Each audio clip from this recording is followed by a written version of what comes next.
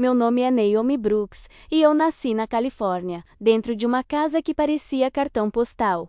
Gramado aparado, 2 árvores de bordo na calçada, uma bandeira balançando no fim da tarde. Por fora tudo era normal, por dentro havia um abismo.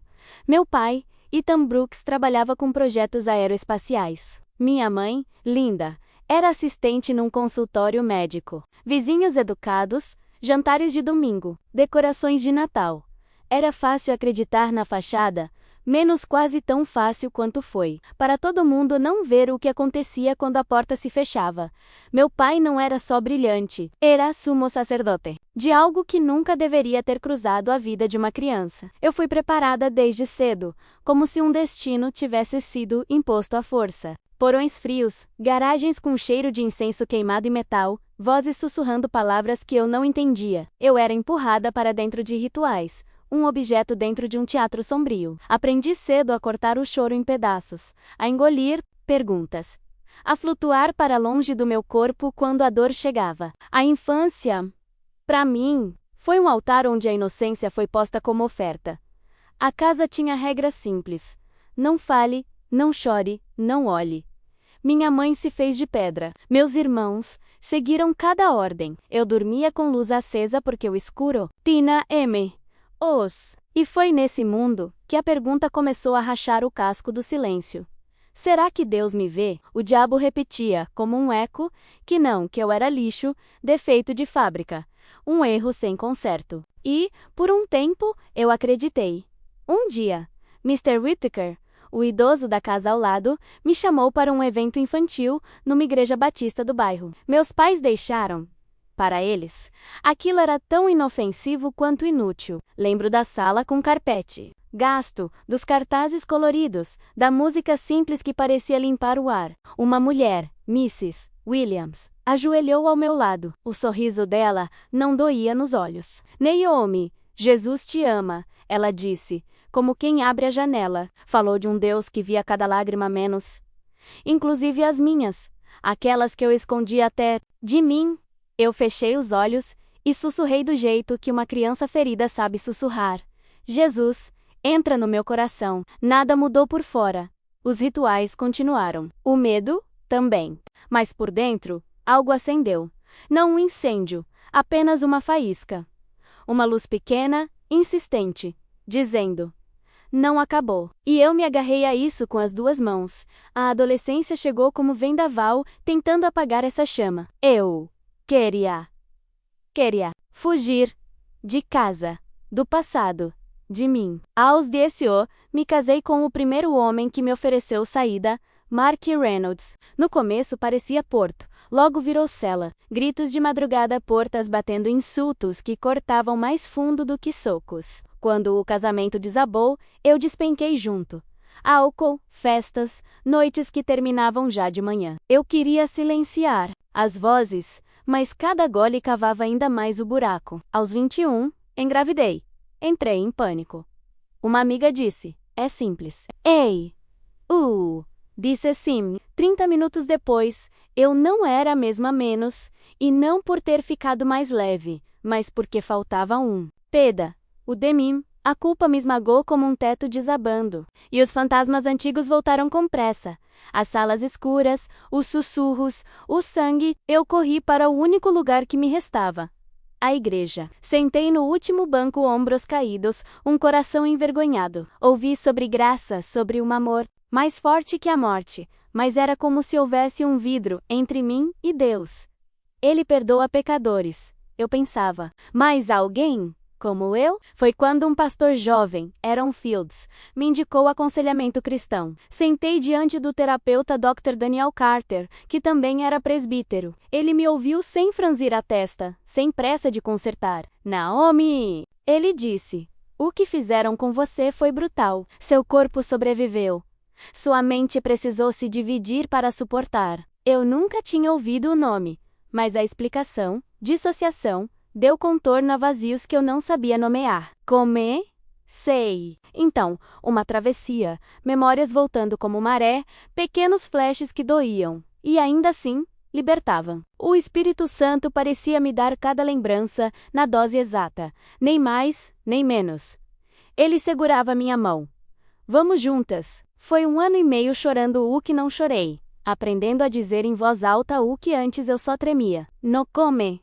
Oh, minha oração era uma única frase curta. Jesus, me liberta. Aos poucos, virou postura.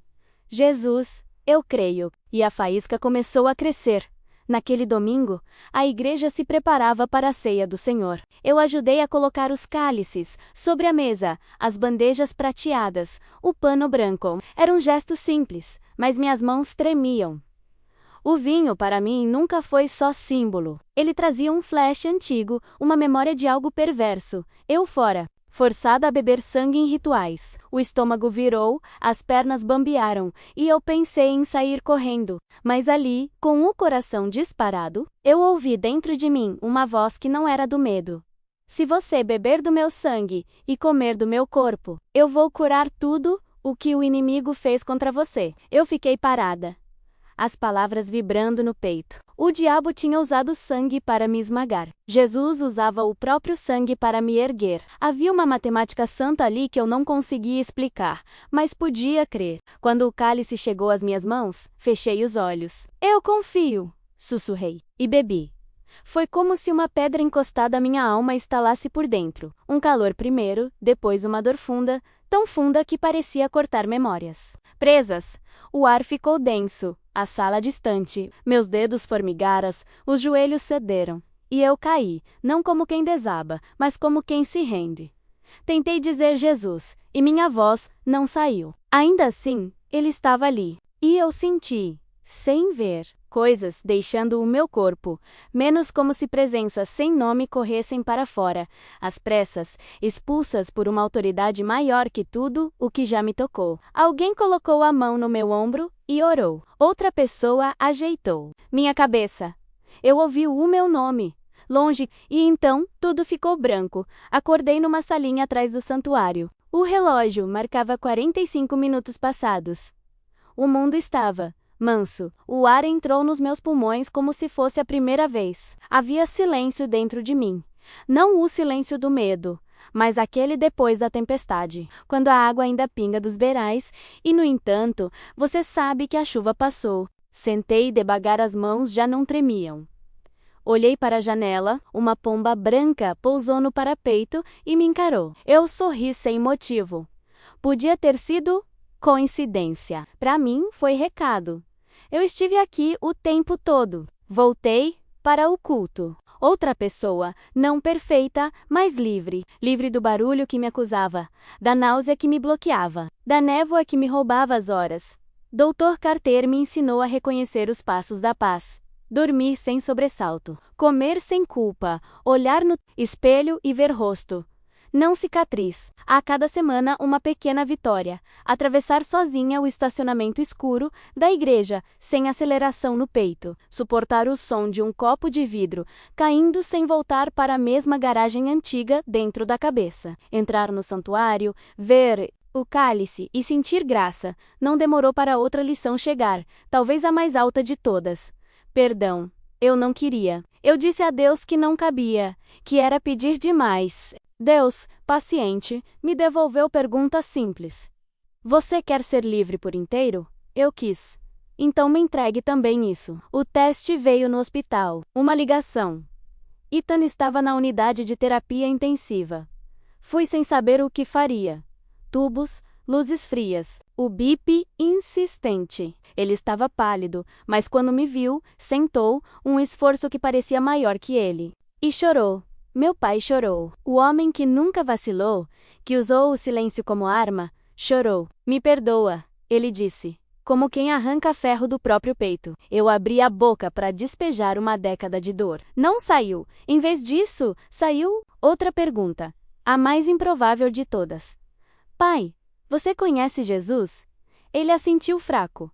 O capelão havia estado ali. Ele tinha orado. Eu segurei a mão que mais me feriu e orei com ele. A paz na sala mudou de densidade. Não por nós dois, mas por quem entrou no meio. 60 segundos depois, meu pai partiu. Eu saí do hospital com duas certezas que ainda me sustentam. 1. Justiça nunca foi vingança. 2. Perdão não absolve o passado, mas absolve a sua alma do passado. Voltei para casa com uma chama que, agora, não era mais faísca, era brasa. Comecei a servir no ministério de acolhimento da igreja. Escutei histórias que tinham o cheiro da minha, só que com nomes diferentes, e descobri que a libertação que recebi não era um enfeite particular, era ferramenta de resgate. A liberdade me reencontrou no cotidiano, lavando louça ao som de hinos, dirigindo no fim da tarde com as janelas abertas, rindo sem pedir desculpas por existir. Eu me vi inteira pela primeira vez, não limpa, nem arrumada, inteira. E Deus, que havia recolhido meus cacos com tanto cuidado, começou a me apontar onde depositar a cura, que agora transbordava. Começou com uma visita a um lar de acolhimento. Meninas de 11, 12, 13 anos. Uma tinha o olhar de vidro que eu conhecia. Outra, o hábito de encolher os ombros quando alguém passava perto demais. Eu sentei no chão, como na minha primeira tarde de igreja, e contei minha história menos sem pornografar a dor, sem suavizar o milagre.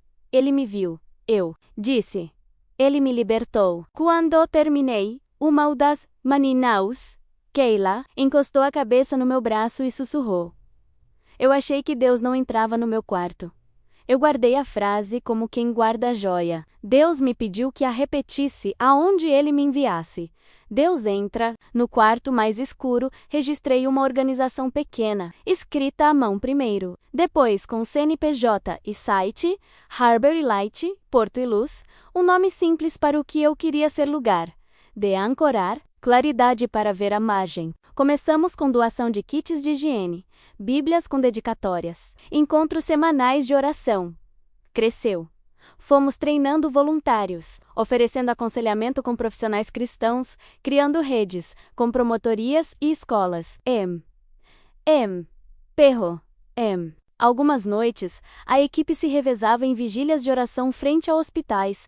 Eu me lembrava do que aprendi. A madrugada não pertence ao inferno, pertence ao Senhor. Não romantizo o caminho. Houve recaídas de medo, gatilhos inesperados. Dias de cansaço tão grande que a cama parecia um mar pesado. Mas, diferente do passado, eu não andava sozinha. Eu tinha igreja, tinha irmãos, tinha palavra. Quando a velha tempestade tentava formar nuvem, eu já sabia levantar estandarte. O Senhor é a minha luz e a minha salvação.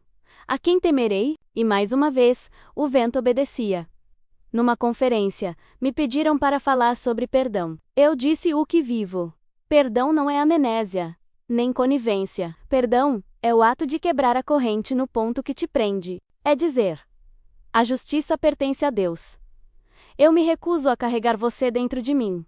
Não há cadeia que resista a essa chave. Vi mulheres caminharem do altar para o corredor como quem muda de país, da terra do rancor para o território da paz.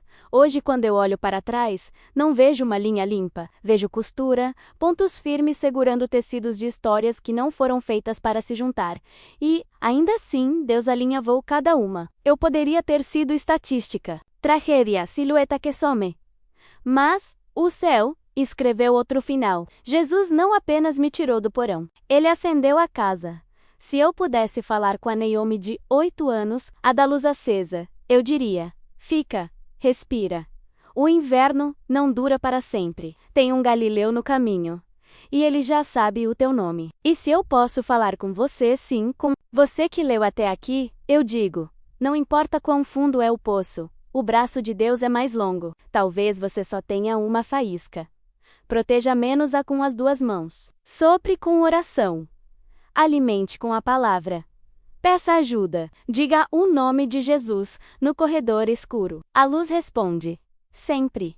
Eu, Naomi Brooks, não sou definida pelo horror que me aconteceu. Sou marcada pelo sangue que me alcançou. Eu era cativa. Hoje, sou filha. O inferno tinha poder. Jesus tem autoridade. O passado tentou me matar. Deus me deu missão. E enquanto houver uma menina com um olhar de vidro, achando que Deus não entra no quarto dela, eu vou continuar, vela acesa na mão, dizendo o que aprendi no dia em que um cálice quebrou minhas correntes. Ele entra, ele cura, ele liberta, e ele pode começar agora. Talvez, ao ouvir a minha história, você tenha sentido algo se mover dentro de você, uma inquietação, um fogo, talvez até lágrimas, que não conseguiu conter. Isso não é apenas emoção. Isso é o Espírito Santo, batendo à porta do seu coração.